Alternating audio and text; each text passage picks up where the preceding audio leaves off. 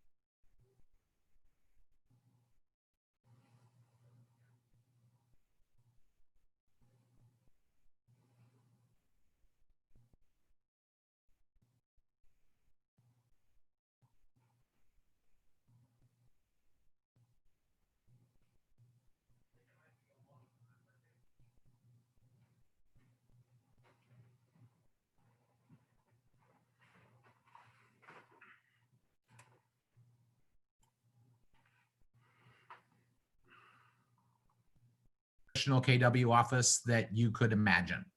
And I love Keller Williams, but I'm a big believer in take what you need and leave the rest. And I'm absolutely allergic to BS. So I just like to keep things super real. And so we just take the things that work really well for us and we execute them at a high level. And we just turn down the volume on the stuff that doesn't work for us. And so you'll hear some of that where we really embrace some KW stuff and where we, have embraced other things as well. I don't care what works as long as you work it. I have a mega team. We've been number one in our county for about 20 years. This year we'll sell about 400 houses. Last year we sold about 400 houses. Next year, I'm really hoping to sell about 350 houses, but make even more money. I'd like to do less deals and make more money. I have no interest in ever being on a stage and being interviewed for number of units. I would like you to interview me for how many times I went by the deposit window at our little old home state bank. So you can gather what you will from that. The reason I wanted to bring Dawn on today is I do have the great fortune over the last several years of coaching people all over the country who are just wild talent, really amazing people, teams and team leaders and OPs, mega agents, brand new agents, people doing 1 deal, 5 deals, and 5,000 deals, to give you the range of people. Not one of those people comes close to Dawn. And so and what I'll say by that, I don't mean in her sales volume or her style. I know she will laugh at me when I say I don't actually think she's such a great real estate agent. And so I'm going to ask you to listen to a lot of what she says. And I'd like to have a conversation after she and I talk about why we think she's so successful, because in many ways she's successful in spite of some of the things she does. And we laugh about that a lot. But what I want you to notice is how authentic and joyful Dawn is. In all of my years, I've not come across somebody who has such a high level of authentic joy. I think I've seen her in bad moods, and I cannot imagine they last 90 minutes. I mean, she just has remarkable resiliency to stay joyful. And I think that her clients are so blown away by her joy that they don't notice that she's not all that great at selling houses. And I actually think that taking insulting to this. I know. You're fine. We got this. So Dawn has a mega agent office in McHenry, Illinois. And so her MAO is a beautiful little like charming storefront in a downtown of a little charming town, like, you know, where everybody knows everybody. And it's one giant room, because I think Dawn would probably say she doesn't believe in walls, and that everybody should know everything. And she lives very openly and authentically and transparently. So that's something I think you'll hear. But this is the story that I want to start with, and have Dawn jump on and start to communicate with. I know lots of rags to riches stories, right? Usually it's over a decade or a whole career. We might hear somebody who started at the bottom and made it to the top over a long period of time.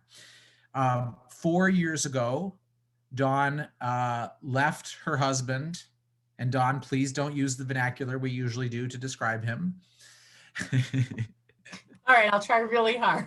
I know it's super hard with him. Oh my God, I really should just give the money now. Yeah. And so she left her husband. She was a single mom with 2 kids.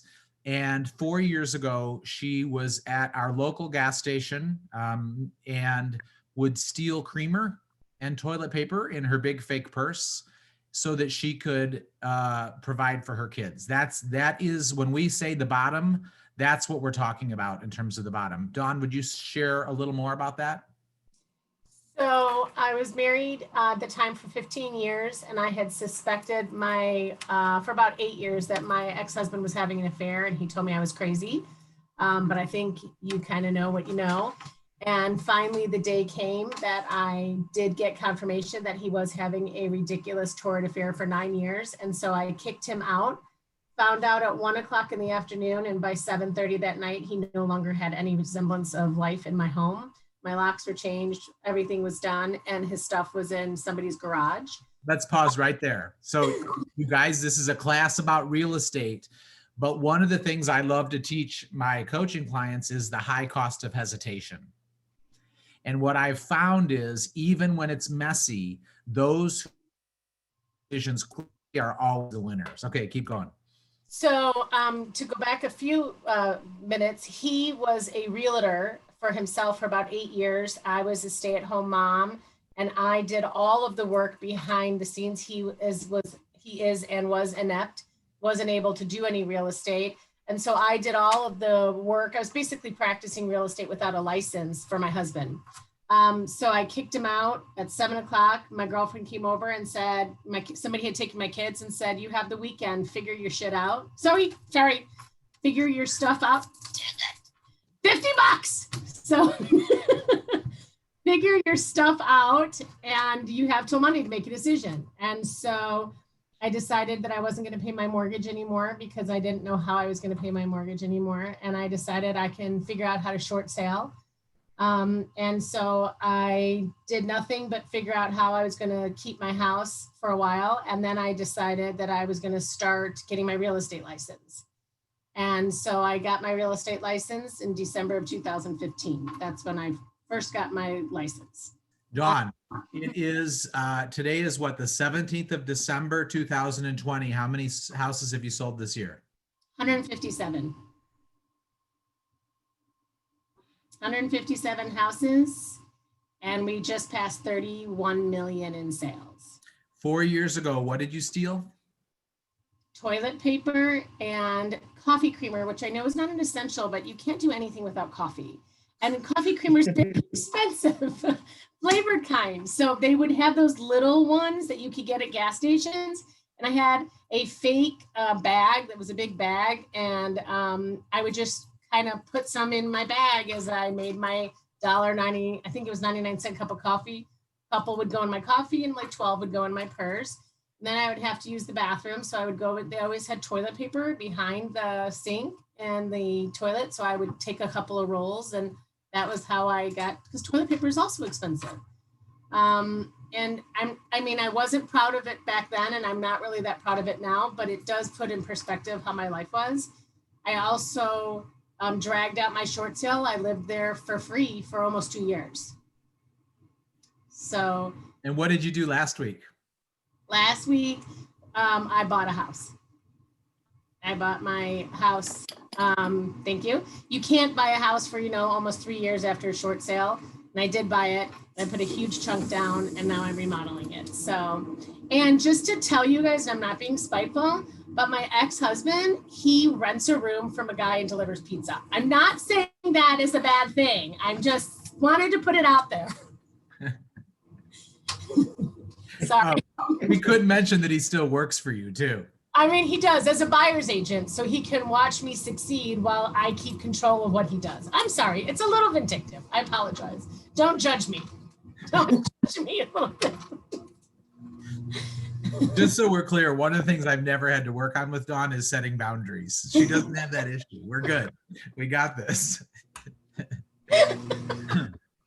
So Dawn, I want to back up and ask the audience before you and I keep going. I talked to Ginger and I talked a little bit, and then Rick and I, we just spent a really nice conversation talking about Rick's observations of some of the challenges that your market center has, you know, and some of the, you know, areas. I'm blown away by some of your stats, like your closed units being up 36% with the MLS down 16%. You guys realize you're not just up 36%, you had to climb out of that 16% hole. So the difference there is over 50%, right? Like I'm a quick study when it comes to money. And you guys are just killing it. Your volume up 30%, the MLS down 16%. This is not an accident. And 2020 was a great year, but when you're comparing yourself to your board, you understand that this is disproportionate to whatever normal success happened in 2020. And I like to spend our time not talking about the stuff we all know. We know that we had a good market. We know that interest rates were low. We know that there was like weirdness amidst a global pandemic and meltdown. But there is something else that was happening that made you disproportionately better than your friendly competition, right? And frankly, I want to just give a shout out, also disproportionately better than most other Keller Williams franchises. So not only did you guys do better than your competition, not only did you do better than your colleagues, but you actually did better than most other Keller Williams offices as well in like lots of measurable areas. And so the area that I want to focus on is what's going on with you guys that you need help with that I could interject into my interview and story with Dawn. I know that listings are one of those things, right, Rick? Yes. So can you say more about that? Yeah, you know, our actual listings taken was down significantly, about 42% compared to the MLS being down 17. Yeah. So we are definitely off kilter there, as well as the volume, which we know is definitely tied to the units. But I also think that, you know, the buy side is a little bit easier for us, and we have a lot of new agents. So I think the natural attraction is to do the open houses, work the buy side, because it's a little bit easier. And I want our folks to get over that fear that listings are tough, because quite frankly, it gives you a lot more leverage. Gives you your time back, right? And you potentially pick up buyers from that as well. So I want our agents to feel more comfortable with the listing side, and then how to use our systems to let that grow organically for them, if that makes sense. Yeah, integration of systems. Okay. Can anybody else say what they're struggling with right now? What are your challenges as you look at 2021? Don't be afraid, guys. Anything that's eating at you, your first hire, your first buyer's agent, you know, anything. Time management. Or Cool. doing the 411. I just can't get my mind around it. It's weird. I know. That's good, Pam. Yeah, really good. Awesome. What else? I'm so busy running around with buyers that it's hard to go after the listings. I know Rick said can you guys hear me okay? Yeah, Jess. It's unstable. You know, it's easier for buyers, which in some ways it is, but it's also a lot more time consuming. So, you know, I guess one piece of advice I can give a lot of the new agents is like, don't just get caught up with the buyers, because then you get, it's a blessing to help so many buyers, but then you have less time to go after those listings, which is what I'm dealing with right now. Cool. I totally get it. What else?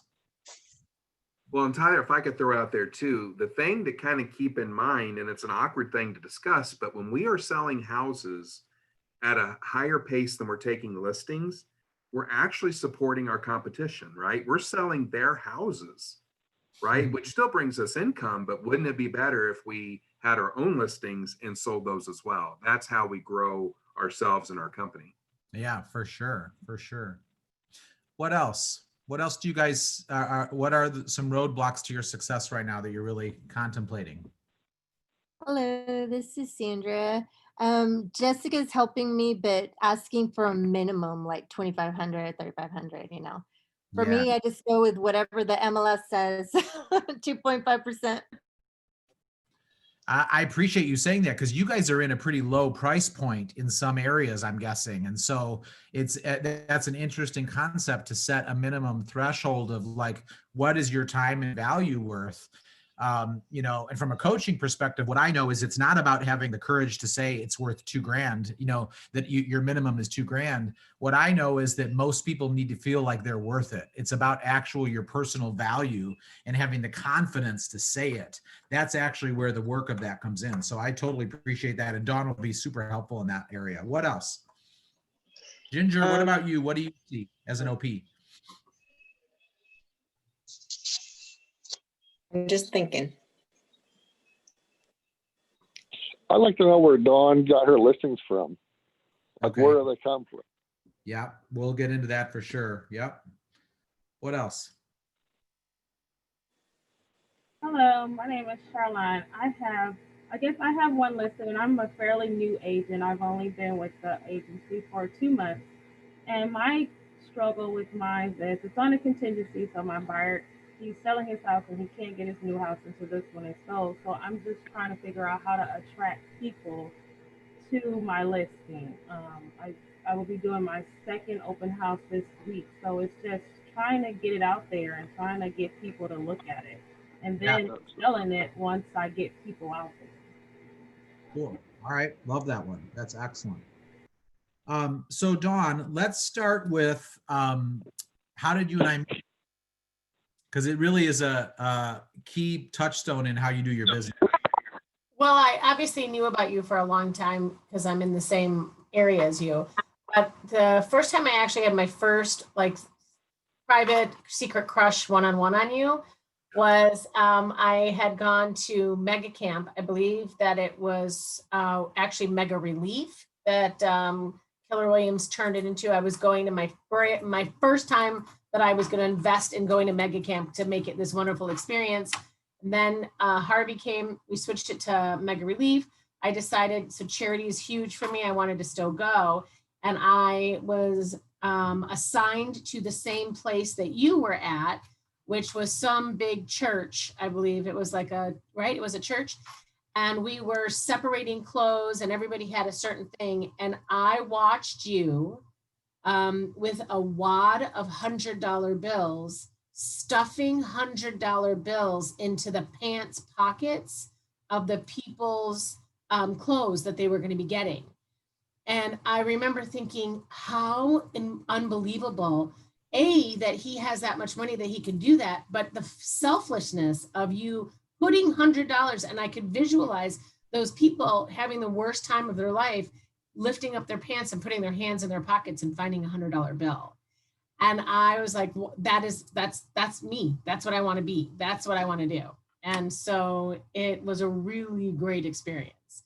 One of the cool things, especially if you hadn't seen the devastation of Harvey, I mean, the devastation was catastrophic. So you could be there and see it and know what that $100 was going to do for somebody. Yeah. Yeah.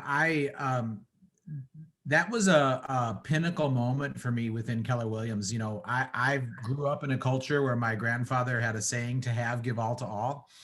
And so I've always been a guy who's just like really measures my generosity. I almost feel like a primal need to be generous because I want to make sure I'm being grateful enough for all the blessings I have.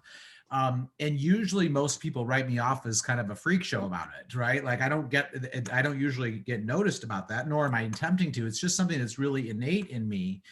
And that day being there, what actually happened behind the scenes was Keller Williams had taken me in a bus. For those of you who went, they kind of took us in little pods to various groups, and they took me to a rich white guy's house to help him rebuild his house.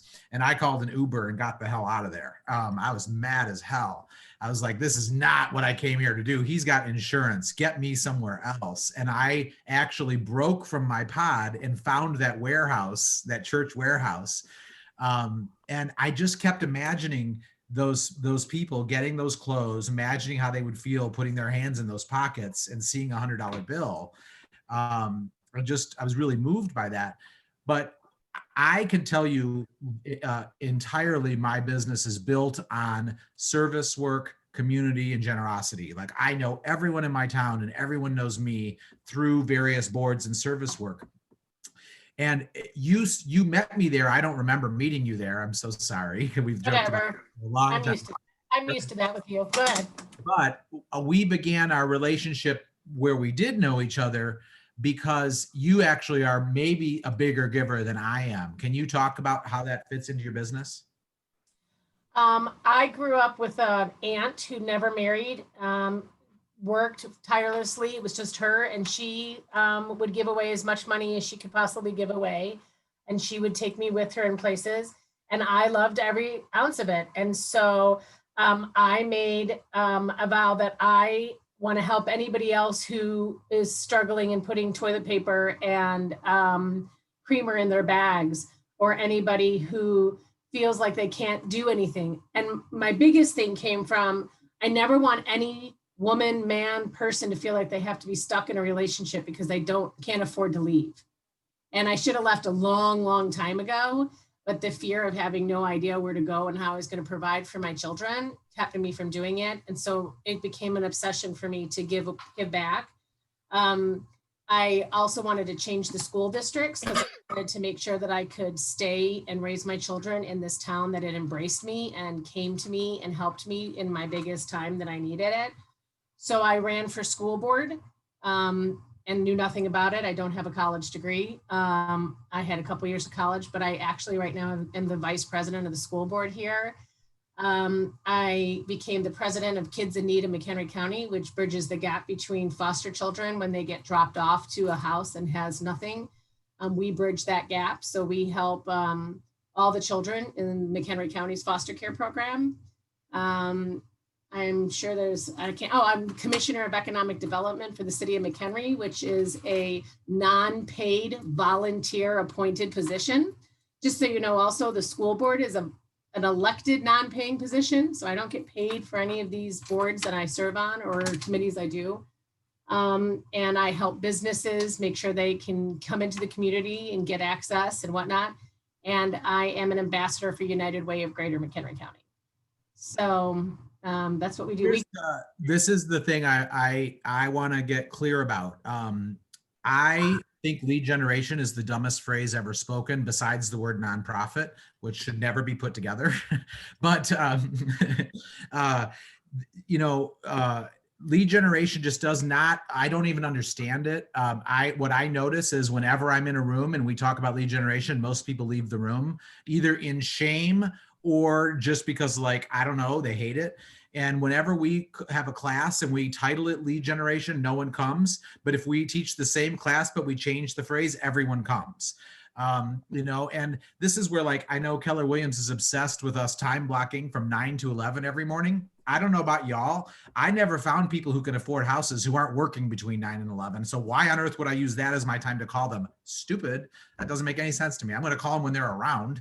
But what I discovered in Dawn is is this similarity, which is we lead generate through our community involvement.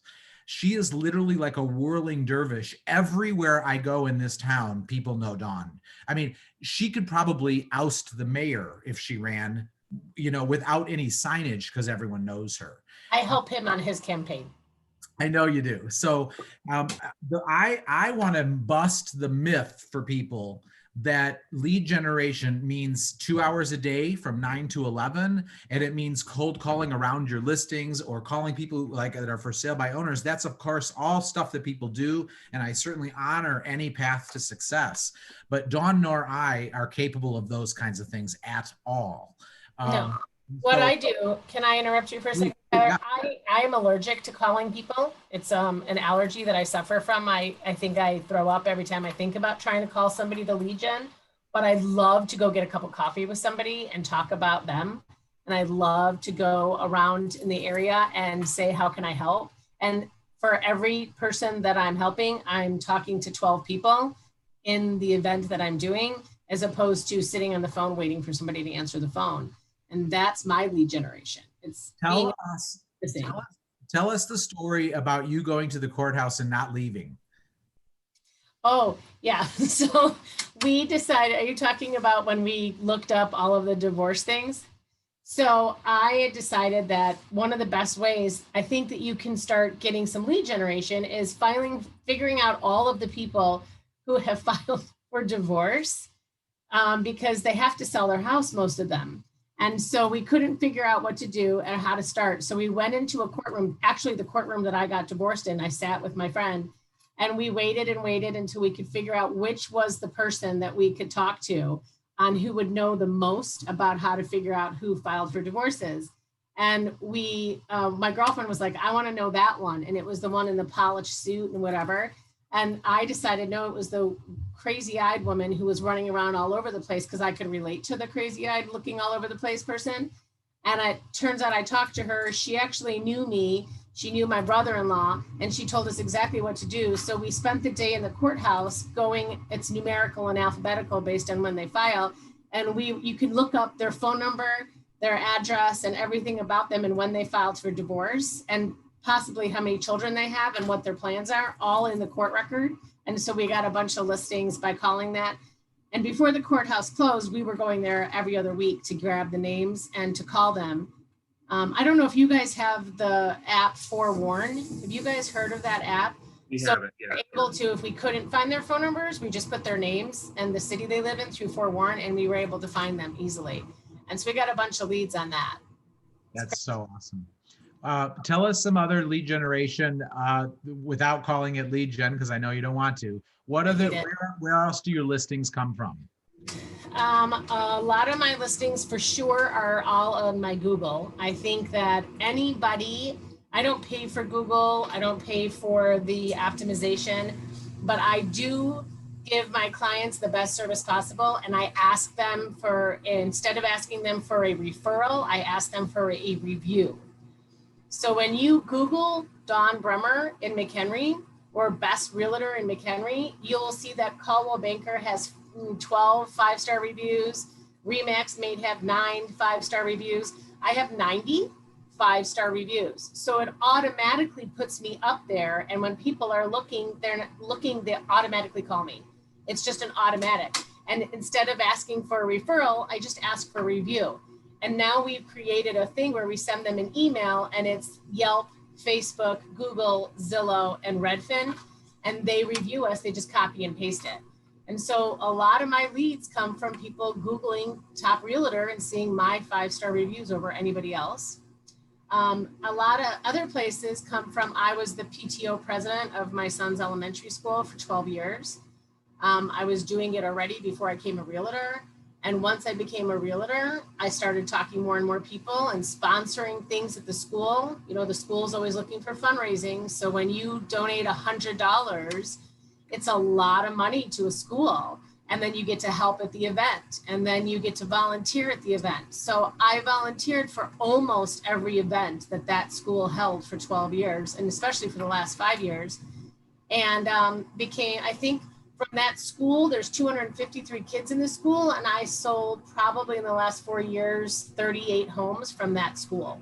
Wow. School with less than 250 people in it. Hey, Dawn, can you remind us too of your business profile? What is your percent seller versus buyer? I'm 50-50.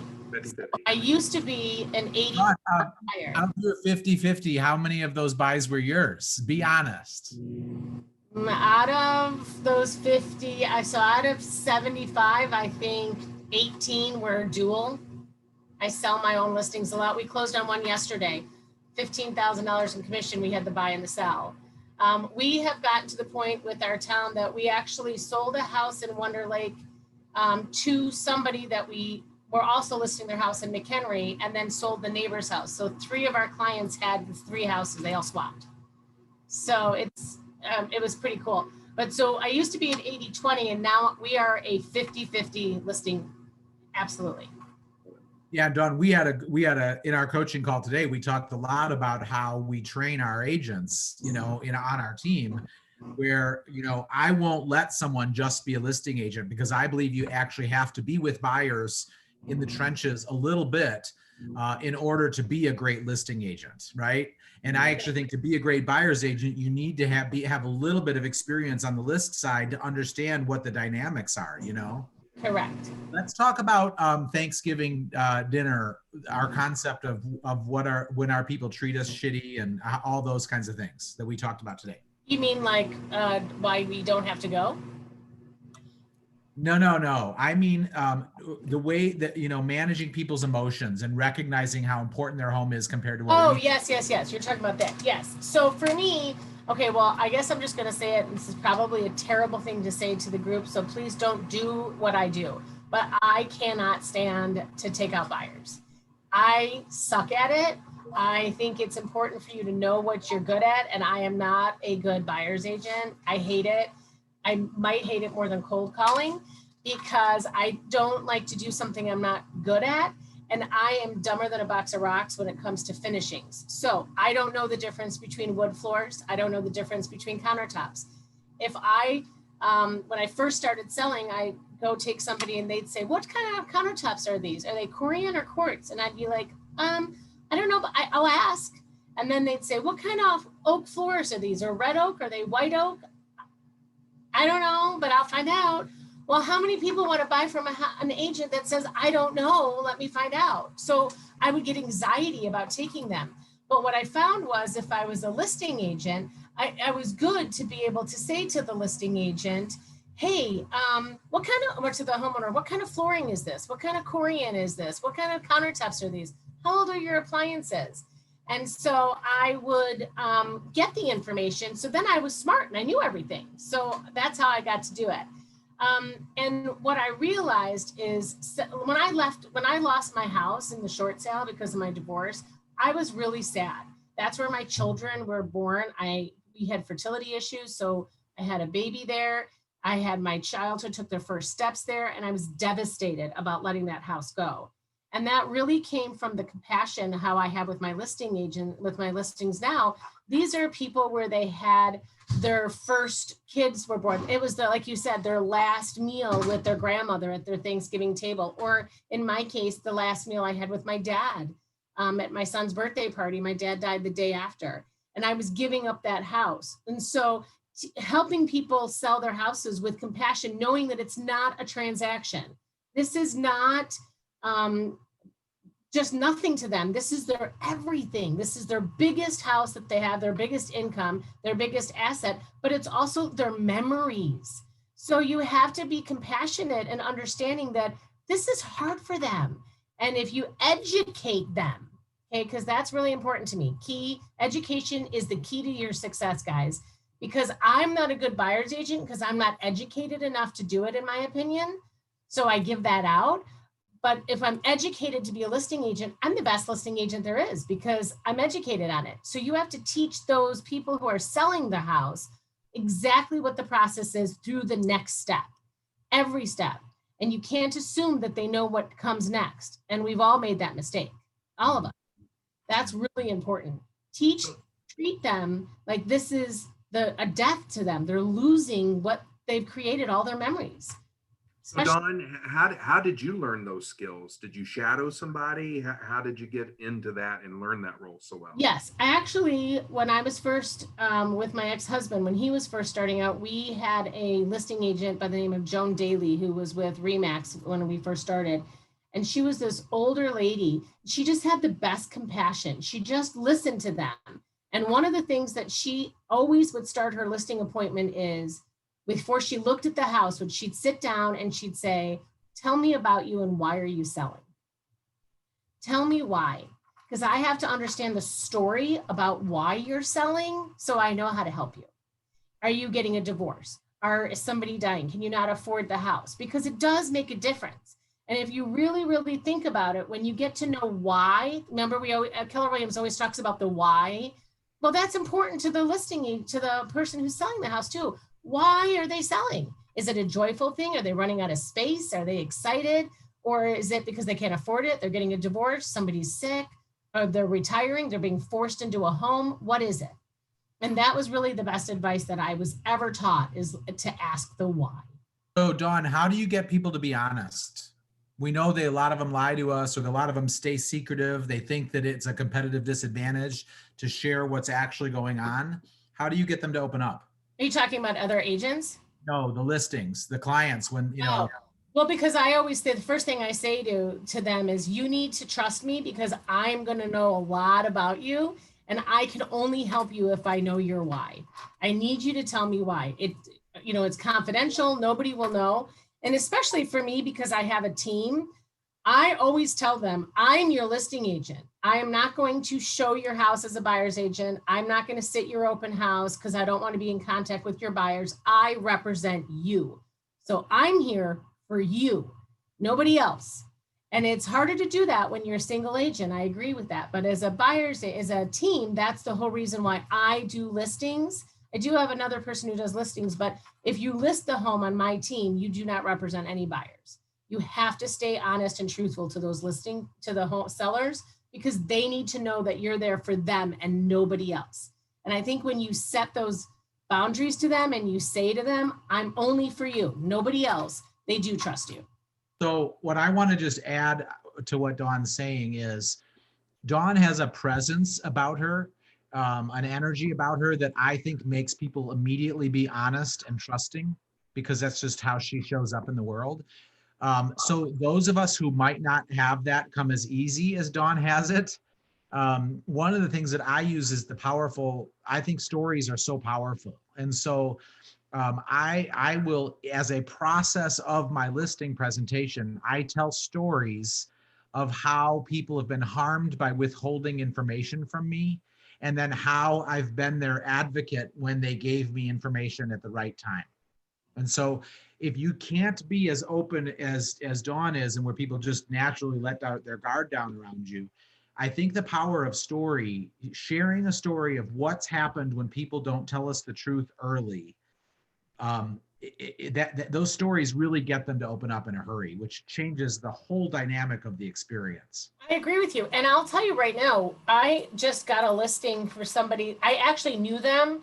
They called me because I knew them. I didn't realize they were interviewing 3 agents. So I just kind of assumed I got the listing, because why else would they have bothered me? And she ended up confessing to me the other day before we listed it that she interviewed 3 other people. And the reason she went with me is because she could relate to the story that I told her. She could relate. Her dad died, and this was her dad's house.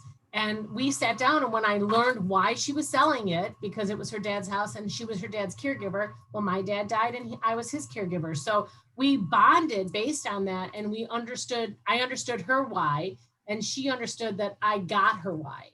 And so we were able to work together, even though the other people were a percentage shorter, she told me, and I did not budge on my commission, just so you know, which I used to do.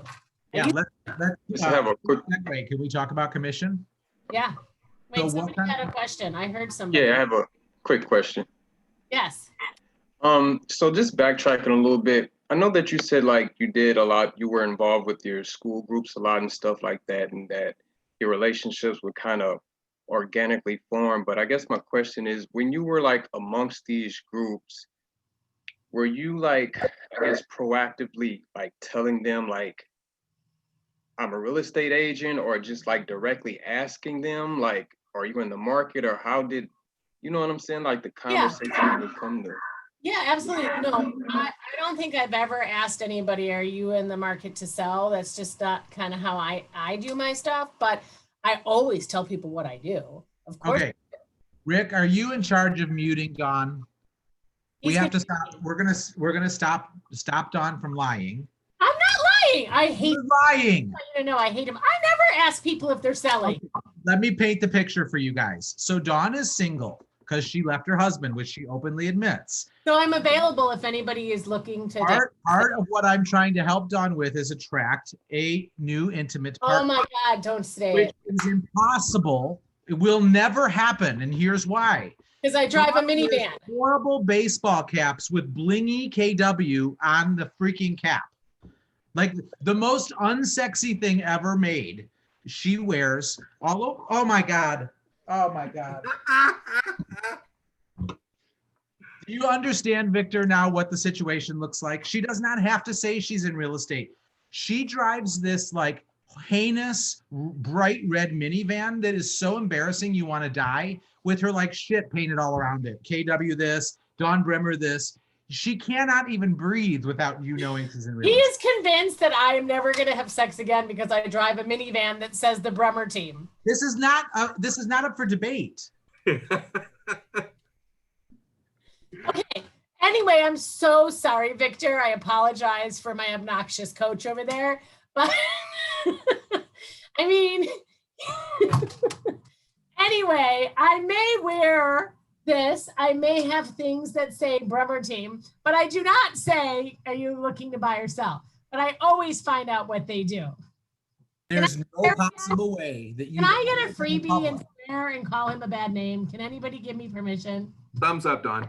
Thank you, ass. Go ahead. But you guys, this is actually like really essential. Dawn does not ask for business. No. And I have to tell you, in all the people I've coached, I've never found top agents that ask for business.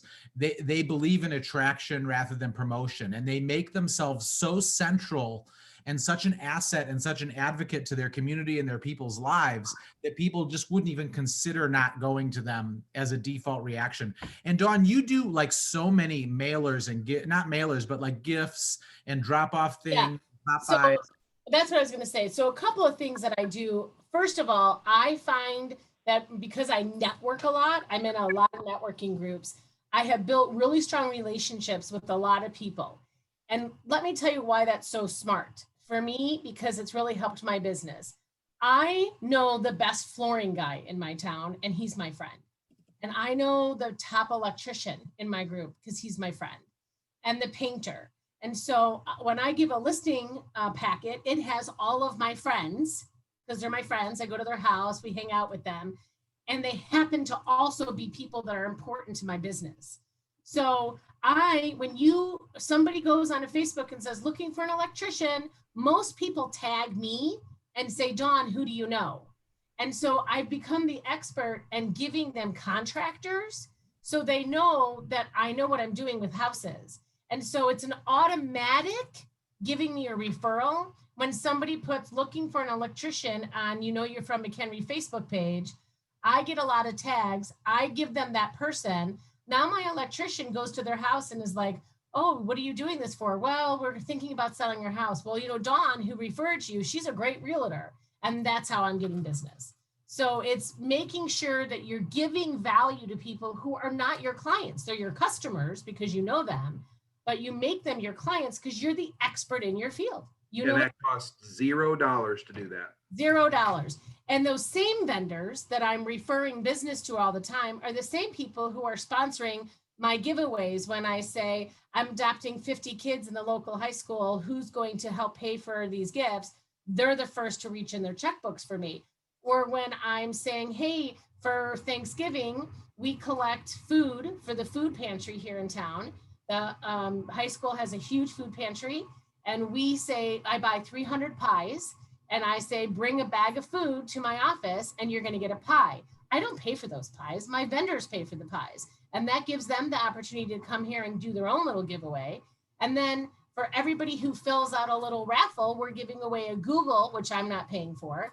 And we're giving away a ring, which I'm not paying for, but it's at my office. And so people are— Which she doesn't pay for. Which I don't pay for my office either. Shut up, Tyler. God! Anyway, so you are having it. So I'm the to-go person. So now I'm not nothing about real estate. I didn't offer anything about real estate, but I offered pie and I helped an organization, which is important to me. And I met a whole bunch of people who came to my office and know I sell real estate. One of the questions that came up when we first started was talking about time management and 411s. And so I want to just share with you guys a philosophy I have, as I believe that most of us waste a lot of time taking what works for us and applying it to other people. instead of trying to learn who that person is and applying what's right for them.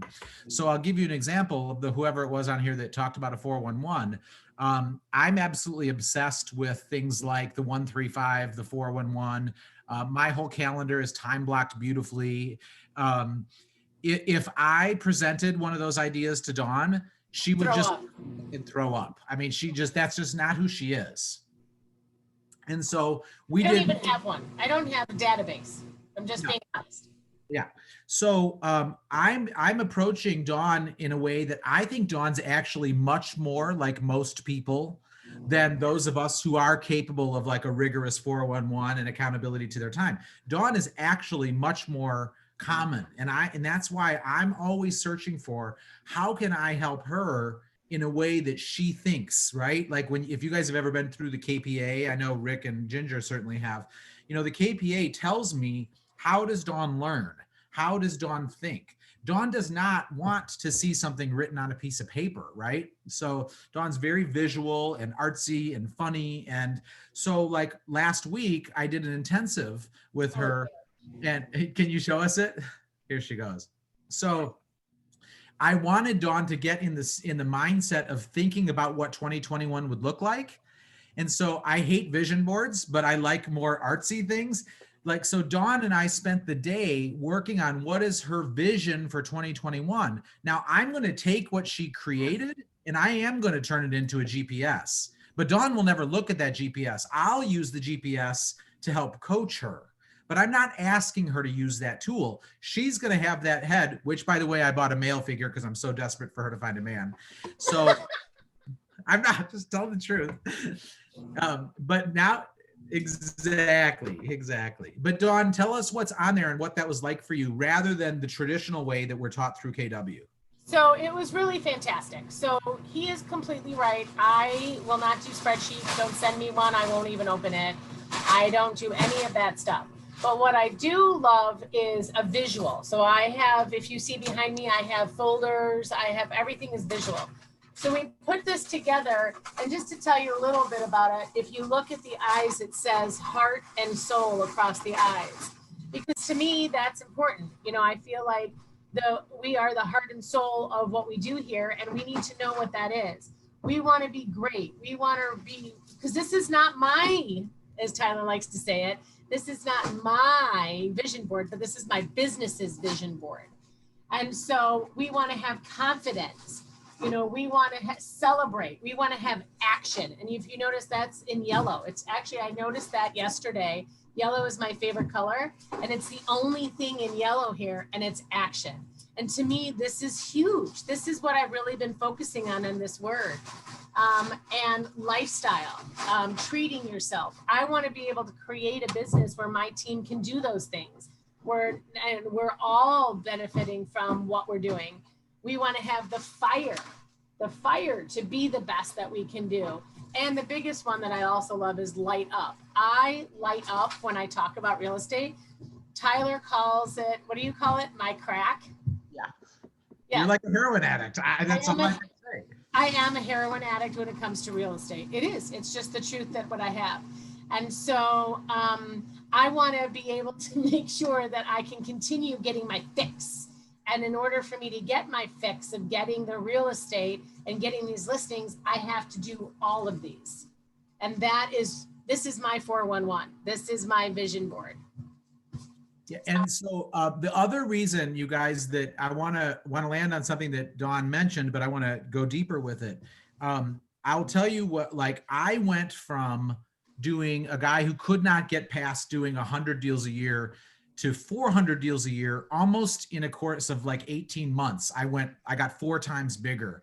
And the one thing I can point to is this moment. I was sitting in a conference room with my business partner, and there was a vase between us. So she was on one side of the table, I was on the other side of the table, and there was a vase in the middle.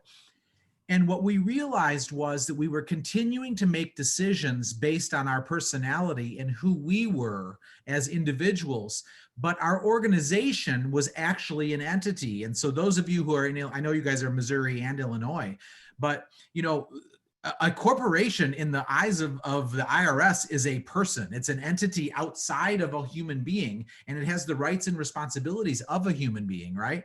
So we started to realize what is the right decision for the company. And it might not be the right decision for me, Tyler, but it might be the right decision for the company that wants to grow to this size. And so I challenged Dawn to continue. It's part of the reason I made it a guy, besides the funny part about, her dating life. I wanted to make it the visual reminder that she needs to start making decisions on behalf of a larger group, not on behalf of Dawn. Dawn got to 30 million because of her personality. She's going to get to 100 million the opposite of how she got to 30 million. She can no longer build a business based on her personality. She can no longer build a business based on her just fluffing all around town, being joyful. She's going to have to become purposeful. Gary Keller would say, she's on the journey from entrepreneurial to purposeful. And the fastest way I know to make that transition is to start to look at your business as something other than you. And so you regularly now are learning to make decisions on behalf of your business that may not feel good to you as a person, but they're still right for the business. What's that been like for you? It's been hard. It's been very hard because I have so many other people that I have to think about now. And what I really have come to terms with, I last year did 15 million, I think, or 16 million. So we have doubled in 2020 our sales. And I don't have policies and systems in place to handle moving to next year because of the growth so fast. And so I do have to think about the business to be able to sustain it. And that's really what I'm struggling with and working with. And one of the reasons why Tyler is my coach is this is interesting, actually. So Dawn and I had our coaching call before this call, and I went through with her and I made a list. Look how sloppy it is, right? This is not any fancy spreadsheet, because God forbid I pull one up with Dawn present. But we made a list of like, where are her gaps in 2021, right? And so I know that one of the things that Rick mentioned to me when we were talking was that a lot of you are getting ready to make your first hire. And so Dawn has a team, but she does not yet have an admin. She's using one of her team agents as her admin. And so she is correct when she says, my move is to hire an admin, a transaction manager, a transaction, person, right? That makes a lot of sense. And so most people would say, okay, Dawn's first domino is an admin. The beauty of coaching, which is something I think Rick is obsessed about getting you guys more into because he knows the power of it, is that I know that Dawn will fail miserably if we make the next domino for her hiring an admin. Because what she will do is she'll become their best friend. And then she won't be able to lead them. And then they'll let her down and she'll be too codependent to tell them what happened. And all of a sudden she'll be paying them double and they'll be coming in half the time. And as long as they tell her a funny joke and bring in something blingy, she'll find it acceptable. So her first domino is not hiring an admin. Her first domino is learning how to lead people. It's learning how to hold someone accountable. We have to get her conditions right for her to have her first admin. And so in many ways, this is what happens is when you get to work with coaches, like you guys have one of the best PC programs, I think, in the Mid-America region. When you have coaching that you could guide into, that coach gets to know you so intimately that they're able to help you identify what's really your first domino. If Gary Keller was on here, he'd say, what's the one thing I can do such by doing so everything else becomes easier or unnecessary? And for Dawn, she does need help. But the first thing to become everything else will become easier and necessary is learning how to hold someone accountable and not be their friend. She is not allowed to hire someone and become their friend again. No. Never. There's such a difference between friendly and friend, right? There is, and it's true. And the problem is the more sales you do and the larger you get, you have to have higher expectations, and you should never hire a friend, ever, ever. I've learned that the hard way. Definitely I learned that the hard way. On my screen, Rick and Dawn are on top of each other. And I'm realizing that you guys both had our first activity for 2021 for each of you was identifying when you were going to not work. Yes. We did not start planning the year by what you were going to do within work. We started to identify what's most important when you're not working and what are you working for. Right. My favorite thing, my dad gave me a sign, seriously, like 6 weeks before he died. You know, my father's dying wish that I got my real estate license, and I did not before he died. So it's something that I live with regret for, but I wasn't ready, and I believe everything has a plan. But his advice he ever gave me was, he was a self-made man. And he said, never be too busy making a living, you forget to make a life. And I have realized that this last year, I have worked harder than I have ever worked, obviously, to double what we've done. And I was too busy making a living. I wasn't making a life. And I have these 2 children that I am solely responsible for, with no alimony, no child support. I do it single, all by myself. Every dollar is paid for by me. And I was not making a living with a life with my children. Yeah. And so I'm taking Saturday, my 3rd vacation in 3 months. I've been going, and it's very hard for me. Thank you. Very hard for me. And they've been simple, just going to Phoenix for a week and renting an Airbnb. But it's forcing me to be with my children. And that's a huge advice I hope to pass on to people is you've got to take time for yourself. You have to, and your family. Otherwise, what are you doing? Yeah. I do want to say, I wanted to ask something, because one of the other keys, you guys asked for me how else I got leads, what sets you apart from other agents. Has anybody out here, I don't know, I'm assuming it's out that way because it's universal, but has anybody ever heard of 360 Home Connect? Pam has? I can only see half of you on a screen, but. I have, I used it before. So 360 Connect is a free service that they give to realtors. And what they do is when somebody lists with me or buys with me, it moves their utilities for free. Their gas, electric, cable, water, trash, garbage. And it doesn't cost you anything. And so it's called a free personal concierge service. So when I go to these networking events and there's 7,000 realtors and me, and you have 2 minutes to do your introduction and what you say, my thing is always, hi, my name is Dawn Bremer. I'm with the Bremer team of Keller Williams North Shore West. And what sets me apart is I have a free personal concierge service. So when you buy or sell with me, we will move your utilities for free. So give us a call and we'll help you get rid of that. Nobody wants to sit on the phone for ComEd for 2 hours. And so it's free. And so you should really look that up. I think, Rick, you can get, if you want, I'll get your email from Tyler and I can send you the contact. But I think you should use it for your team. It's free. All of you can use it. It spoiled my 2021 bonus for my transaction management for my clients. Sorry. Love it. Yeah. Somebody mute Pam. No, I'm just kidding. I've always got the mute button ready for Pam. Thank you. What's going on? I want to, speaking of little tips and tricks, Dawn was talking about Google reviews, and Jeb, I think you put something in chat about that. Or I guess it was privately to me. So I'm obsessed with reviews. I think we could have a debate about where is the best place for them to land. But I want to go back to that lead domino idea. When you ask yourself, what's the one thing you can do such by doing so, everything else becomes easier or unnecessary.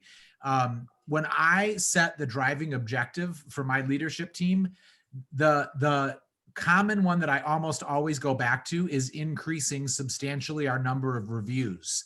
Because to get a 5-star review, every other part of my business has got to be firing on all cylinders. I am leading with heart and being a huge, fierce advocate for my clients, right?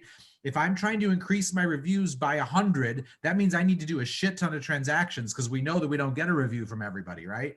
To me, it's such a fantastic lead domino because if you get the review, everything else had to be in such alignment. So you get to touch a whole bunch of things to achieve that goal. And what I'm positive of is that the way the internet works is if I say to you guys right now, I'm searching for a lawn chair that is 3 shades of purple with a cow print on it. If I log on to Facebook in an hour, I know for a fact someone is going to place an ad about that purple chair. They're listening to me right now. We all know what I'm talking about. The algorithms of the internet are spectacular. And I'm just positive the impact of Google, of reviews, probably Google reviews maybe as the top of the list, or as Dawn said, the Google. Google. You know, I just know that that's why agents are winning. Those who have the reviews win. We are highest on the list in all the searches. It changes your website content, which means it gets pushed higher on the list. I mean, there are situations where Dawn is beating Realtor.com in searches for McHenry. Do you guys understand the budget that they have compared to Dawn, who will like go flip burgers before she'll pay a dime for a review? It's just not going to happen. She's the cheapest person I've ever come across. So Wait a minute. well, let's be honest. I mean, maybe You on leverage myself, but I your give a lot assets away. really well. What? You leverage your assets really well. Yes, I do. So I think that the obsessing about reviews, if I was helping somebody start their business, this is the area I would focus on the most because I think it addresses everything else. And so those of you who are struggling to get reviews, there's a service called Birdeye or Birdseye, and at birdseye.com. It's super inexpensive.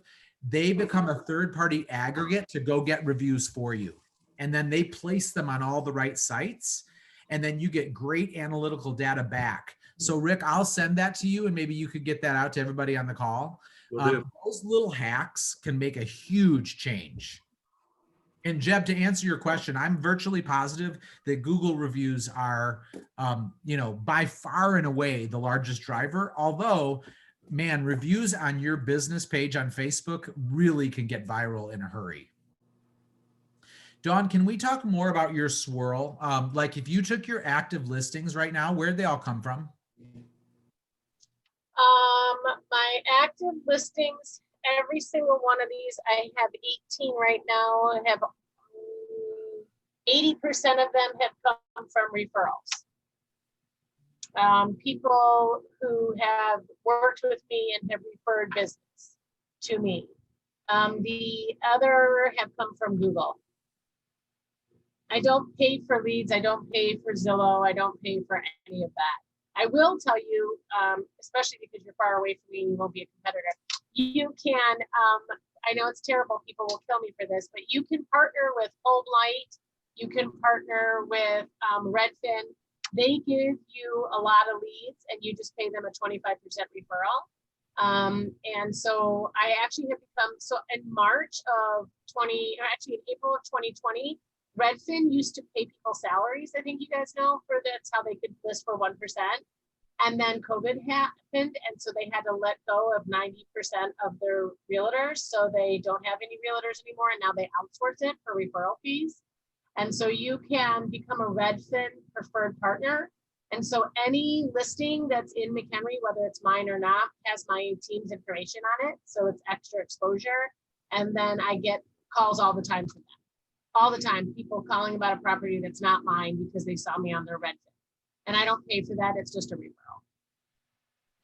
referral. Just as a little hack for anybody who's wanting to make their first hire, because Rick, you said that you got a handful of people who that's really their next big boulder is making that first hire on a team. Do you guys have Redfin in your area? They're not a big presence, but just like what Dawn was saying, I do see their advertisements out there, but not to the level that Coastline see. Okay. I believe that the fastest way to grow a team successfully is to hire Redfin trained agents. Redfin trained agents are very systematized. They do a part of a transaction. They don't do the whole transaction. So like, one agent shows up to do an inspection. One agent shows up to list. One agent negotiates. They're all different people. That's why it's so frustrating and I hate working with them. But they're perfect to attract on a team because they're already trained to only work in certain lanes. And so you don't have to have that learning curve. And they're also trained to make less money because they're staying in the lane. They make their money on volume, not per deal, which is a team model. So that's a really fast way to add people to your team. is to grab those. And if it's not Redfin, look at other competitors in your market. And I'm assuming I'm safe in speaking for Rick, that if you're looking to add agents to your team, as far as I'm concerned, when you pay in your cap and your royalty, you're paying for Rick to help you build that team. So you are not alone when you need to hire your first agent. Rick is your greatest advocate, right? I mean, he will be more than happy to help you identify what your need is and then go hunt for it. And then he'll bring you the candidates. That's his whole job, is loving on you guys and helping you find talent. That's his whole job. Am I right, Rick? That's it, brother. Yeah. So I think those are quick ways to do it. What else can we learn from Dawn, you guys? What do you want to know from her? Ask me anything.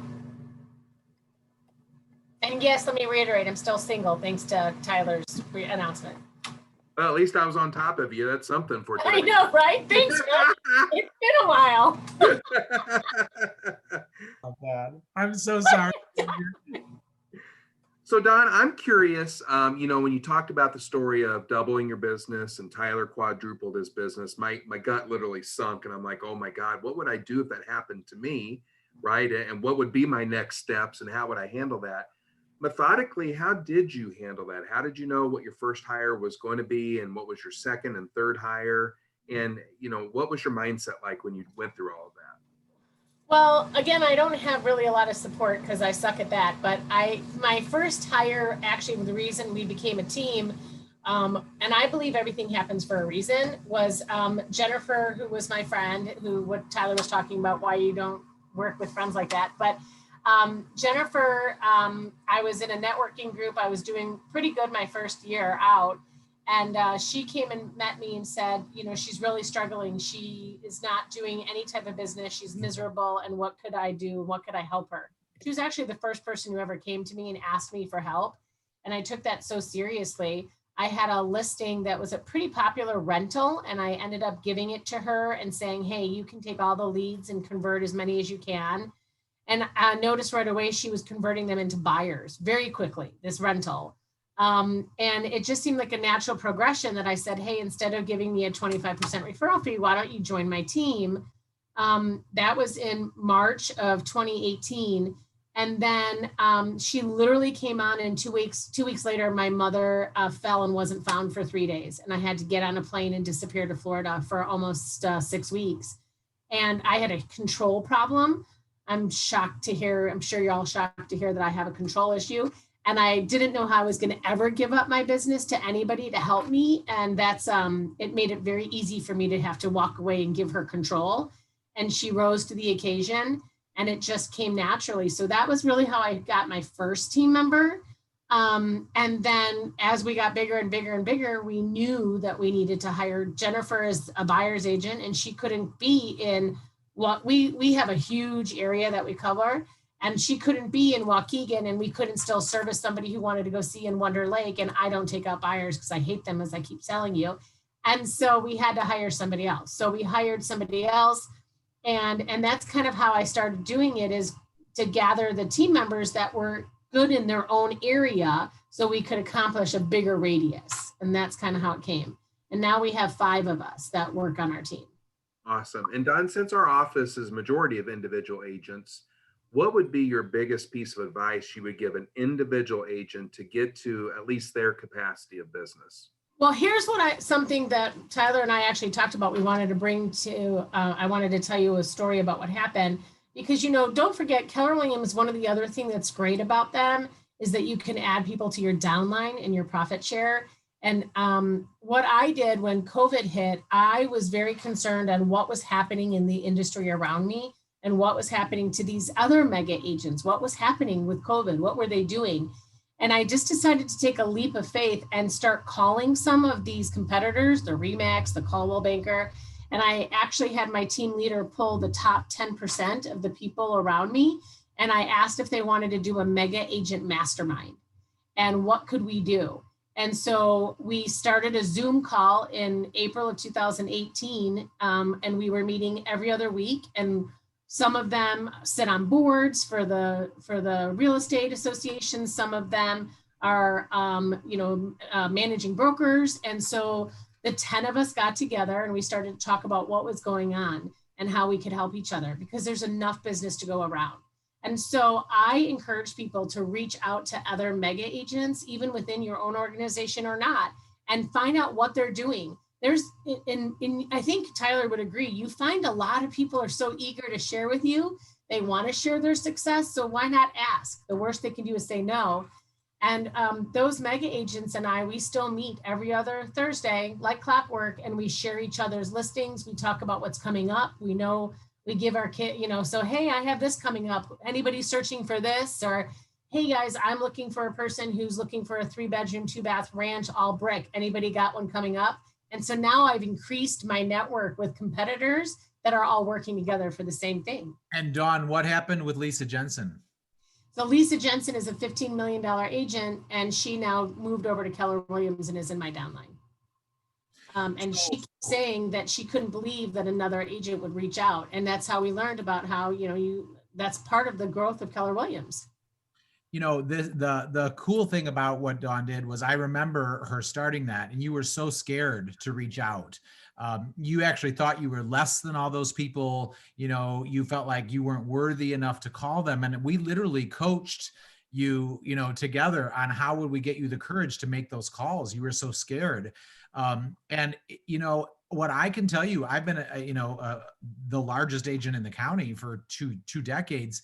And everyone's afraid to approach me. And what they don't know is that I'm so scared that they won't approach me, right? Like, I'm just as scared as they are, and we have this belief that people are better than we are.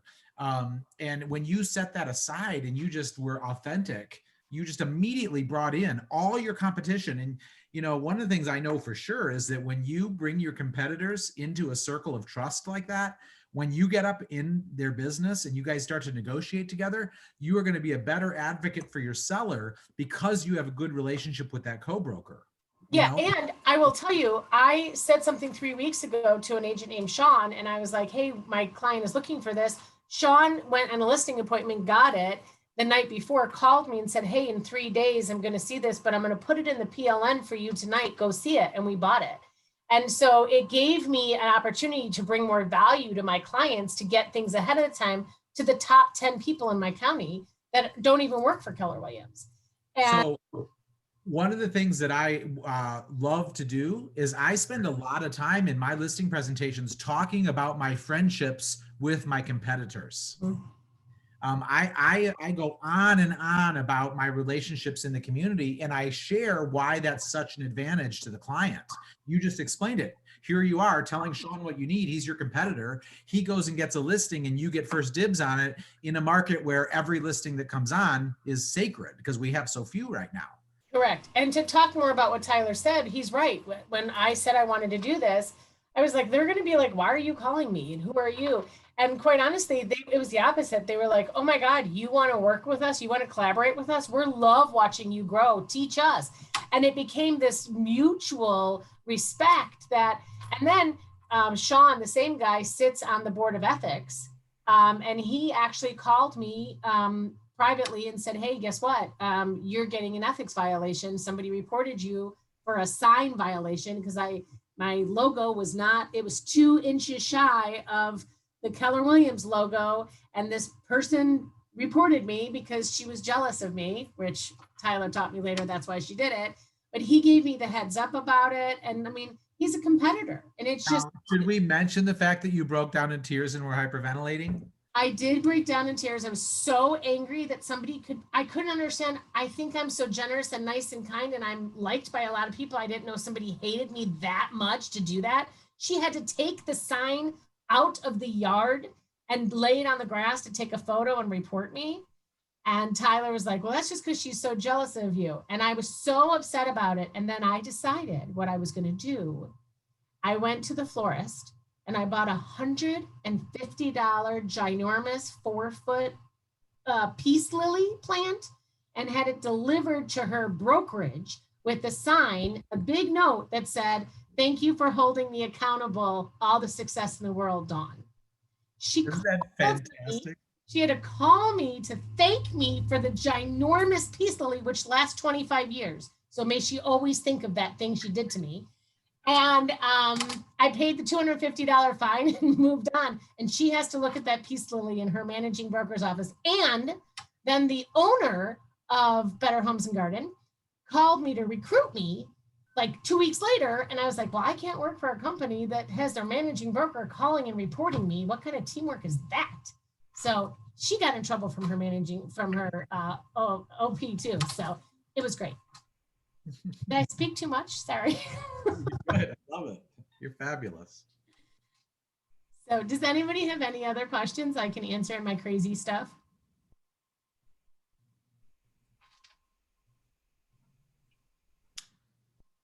You know, I guess what I would just hope everyone can feel is Dawn is not any better than any one of us. Amen.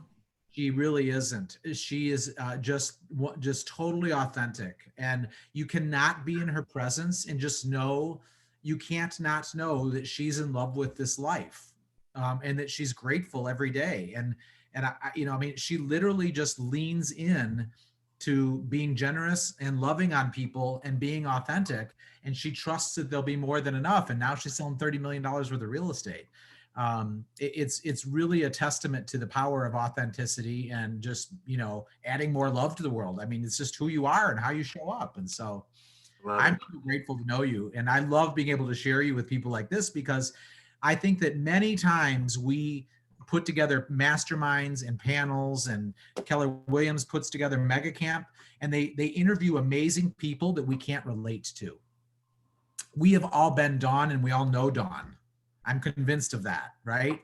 We have all had moments of being just like her. And it's just, I think what she does is she's a testament that it's possible for any of us. So Dawn, I love you for being you. I'm grateful. Thank you. I love you too. Hey, Don, we've got a question in the chat. What is something you focus on in your listing appointments?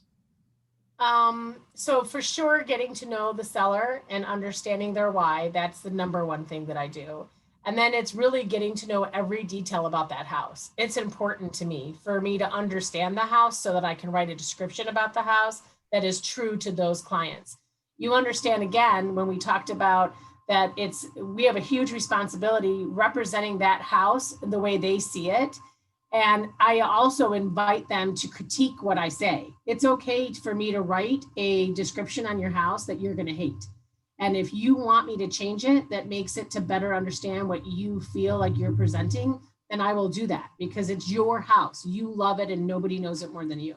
So encourage your clients to be a participant in what you are going to present. And I think that's really important. And it helps them feel like they're contributing and that they have some control. I love that. And I tell you, since Tyler coaches me as well, one of the things he's challenged me is to dream more, right? Dream about what I want for my life, my family, myself, and my business. Did you ever dream that you would be doing 30 million in real estate? Not on your lifetime. Not on your lifetime. In my bathroom, we have a chalkboard because we think people write the best things when they're going potty, and you can write thoughts that you want to achieve. And one of them said to sell 125 homes in 2020. And I remember thinking, God, that's ridiculous. Who's going to sell 125 homes? I'm never going to do that. And we haven't even gotten our numbers for December. We still have 16 closes in December, and we're at 152. Like I never dreamt that was a possibility. So now that you know it is a possibility, where do you see yourself now in 3 years? I hope to be an owner of a market center in 3 years. And my goal is to help create teams so that everybody can have the amazing experience that I've had. Love it. Really important to me. Love it. We got another question, Dawn.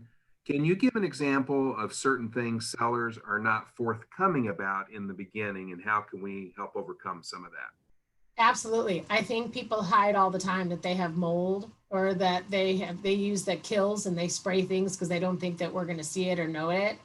And so the first thing that I always say when we're sitting down after we've looked at the house and we go through the paperwork is, this is the time for you to disclose to me exactly everything that's wrong with it, because it's only going to hurt you when a home inspection comes, because you think that you're smarter than a home inspector. And you really need to understand that it's going to cost you a lot more in the long run. I can price your house based on what you tell me and what your honesty is, but then you can lose a lot more money when we find out after the fact of anything that you were hiding. Mold, huge issue. People think that they're an electrician and they can wire. I just had somebody who said, oh no, there's no electrical issues. And I was concerned because I saw that the circuit breaker was burnt a little bit. So I asked a favor of my electrician because again, networking is everything. So your electrician will be happy to go out and look at it for you for no problem, and told me that it had cloth wiring. And it was not only cloth wiring, but it was a double tap breaker. So it's an $18,000 repair that she was trying to hide that would have cost her on the long end when she was trying to sell her house. So honesty, you have to explain those and use those examples when you're talking to people. I would just add to that. I do think they lie about their house, but I think even more, they lie about their situation. Correct. So like one of the things I always do is I search for, as we're walking through the house, I pay close attention to their mail. Anybody with a lot of mail unopened is behind on their mortgage. I promise you. When people get into scarcity and fear around money, when they're in trouble, the first thing people stop doing is opening their mail. I know Ginger and Jeb could attest to that in foreclosure worlds. You see stacks of mail coming out of foreclosures. And it's just the number one indicator that people are in financial duress. And so I think it's enormously burdensome for us to find out that someone's behind after we're already listing it, or find out that they can't afford it, or find out that they, are going to be triggered in this area and this area because they didn't tell us what's going on. And so that's where I use that power of story. And I don't talk about them lying about their house. I assume they all lie about their house now after all these years. But what I do is I tell stories about people who lied about their situation, or more gently, who just simply didn't disclose the truth of their situation. And then I share how detrimental that was when they didn't disclose. But mail is the number one thing, you guys. Watch the mail. And then the other big trick for me is always the closets. If there is, if it looks like part of that closet's empty, you know what's really going on there. Even if they try to present the image that there's a happy marriage, if the closet doesn't reflect that, you just learned what's really going on. And so often that's the case. So I always just search for all those little peripherally clues to kind of see what's going on. Makes sense. And guys, one thing I will share with you, I've been in real estate now about as long as Dawn. And the first time I, joined meetings like this, or was at family reunion or mega camp, I always got a little nauseous afterwards, thinking that, my gosh, I'm in the same amount of time that she's been in here, but I'm only doing 7 million and she's doing 31 million. What am I doing wrong? And I want you guys to understand, don't compare yourselves to other agents, right? You've got to learn what your capacity is, what your desire is, and what your capability is. Maybe 2.5, 3, 4, 5 million is where you want to be and you're comfortable there. That's a-okay. These type calls are for those who aspire to do more and want to do more. And we learn from the best when we do these kind of calls. So I don't want you to ever compare yourself to a Dawn and say, my God, I'm failing at my job, because you're not, right? You're learning to be a better agent. Right. And Rick, I also want to say that my $31 million, it's not me. I have 5 other agents who are busting their butts. So take my 31 million and divide it by 5, because that's really where I'm at. Hey, Dawn, how do you, besides having a coach, how do you keep yourself focused during the holidays? Because it tends to be easy to get in vacation mode. I'm just wondering how you keep yourself and your team focused. Well, Ginger, the truth is I'm leaving Saturday for Florida for 10 days, so I am not keeping myself busy. So you just bust butt all year long so you can take 2 weeks off? Yes. There you go. I've never done this before, quite honestly. I am a workaholic, and this is my 2020 was focusing and taking a break. But I have instilled a great team, and they're still working. And what we've decided is everybody's up to take a vacation. We're just rotating who's going when. And so I still answer my phone on vacation. I'm one of those who still do it. I'm not turning my phone off. I get all the phone calls. They all come to me. The difference is I just will delegate that out instead of following through. And that's something for 2021 that we're going to work on, Tyler and I, about giving up the control of the phone and getting an actual phone so that I don't have to take any of those. And I can trust that my admin or whoever will direct those to where they need to go. Thank you. Love it. Don, we got another question in chat. What does a conversation sound like when you are calling people who are going through a divorce and you want to list their house. Can you role play a little bit for us? Yeah, that's a great question. The first thing I do is I tell people, hi, my name is Dawn, and I got your information through the court records, and I know you're going through a divorce. And as a recently divorced woman myself, I wanted to share with you that it's okay and I can help you. What I can tell you is that it gets better and it seems tough, but let me help you because I've been through it. And it's really important. And that's actually one of my passions is to, again, as I said in the beginning, I want to take women or men, whomever has been struggling and finally got, free of whatever was holding them back and showing them that it's possible. It is possible. And I know my story is unique. I know I had a background. I was practicing real estate without a license. So I want everybody to understand it's not like I just started this 5 years ago. I had a really good foundation. I just was doing it for somebody else. And when you really believe that you can do it, which is something that I still struggle with, Tyler helps me all the time understanding that I'm worth doing this and I am smart as I think I'm not, I am. And you just have to believe that you can do it. And that's really the truth. Just keep in mind, it's not just as easy just because I've only had my license 5 years. I came with an advantage. And I think that's important for you guys to understand that. There you go. So Kate, divorce your husband, and then you can help divorced couples. Or Kate, just call me and I'll tell you my story and you can use it as an example and keep your husband. Nick, can I say one last thing in closing? Please. You guys, I just want to give a shout out to Anita for a minute. I don't know if she's on the call, but I'm really grateful to serve on the diversity task force for the region and the social equity task force. And Anita is on the national task force. I have been really humbled and amazed to watch under Ginger's leadership how diverse your organization is. I work with all the market centers in the region. I'm intimately familiar with what people are up to and what their initiatives are. And you guys, I don't know how much you know how blessed you are at people who are so committed to equity, so committed to fairness, so committed to giving people equal opportunity.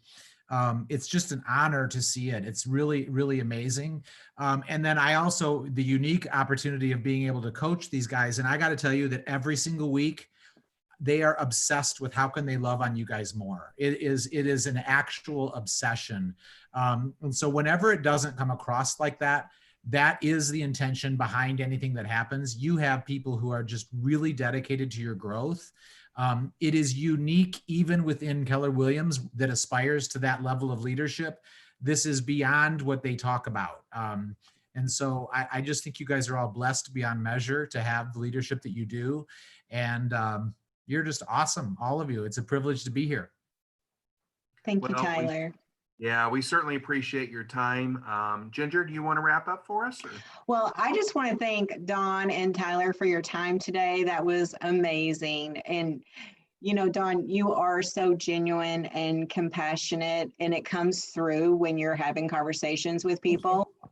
And I'm sure that is a lot of your success, just caring, Thank you. I appreciate that.